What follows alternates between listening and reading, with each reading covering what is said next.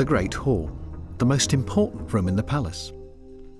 It's usually thought that Henry VIII built this from scratch, but Jonathan believes this oriel window is a relic from Wolsey's palace. Standing on top of what I think is Wolsey's oriel window, it's the best place to get a look at some of the eccentricities of the design. With his architect's eye, he'd spotted tiny anomalies in the brickwork and overall design, which made him suspect that Henry had only remodelled the hall. Over the years, Jonathan has collected many strange clues like these. On their own, each may appear inconclusive, but once he pulled them all together, something quite remarkable happened. Well, you know what it's like when you get an interest in any particular subject, you become a total train spotter, and you take it home with you.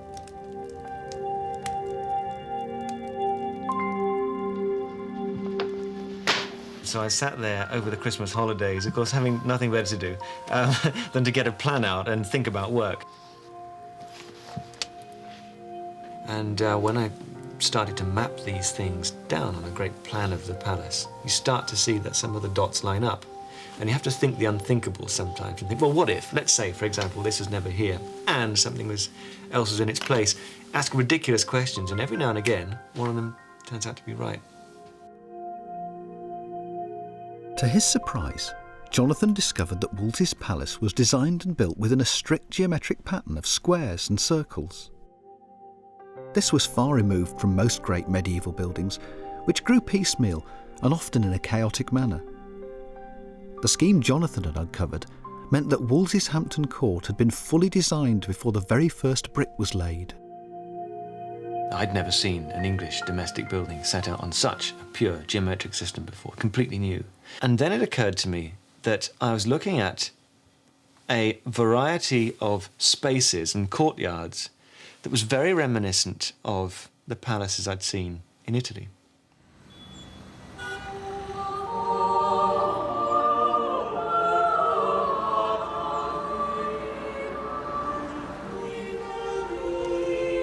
Jonathan set off for Florence in pursuit of evidence to support his radical theory. Was Hampton Court the first English building inspired by the designs of the Italian Renaissance?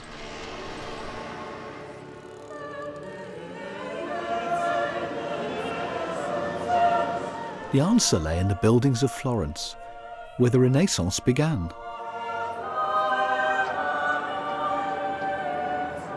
The Renaissance was the cultural rebirth of the classical values and art of ancient Rome and Greece.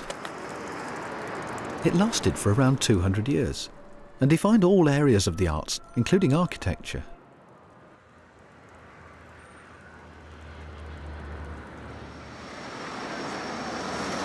The Palazzo Medici Riccardi was built in 1444 for Cosimo de' Medici, the head of Florence's ruling dynasty and one of the most powerful men in Italy. It's considered to be the archetypal Renaissance palace.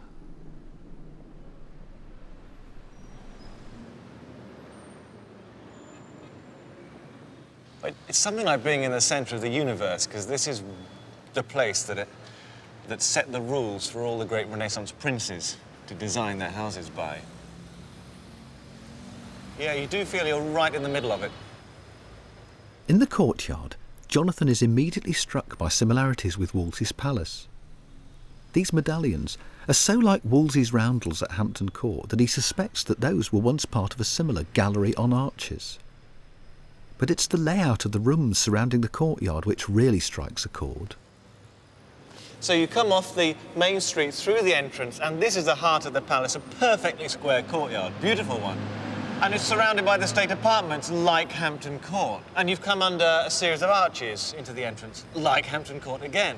You've seen a series of medallions of Roman subjects, like Hampton Court. It's great, wonderful place, wonderful.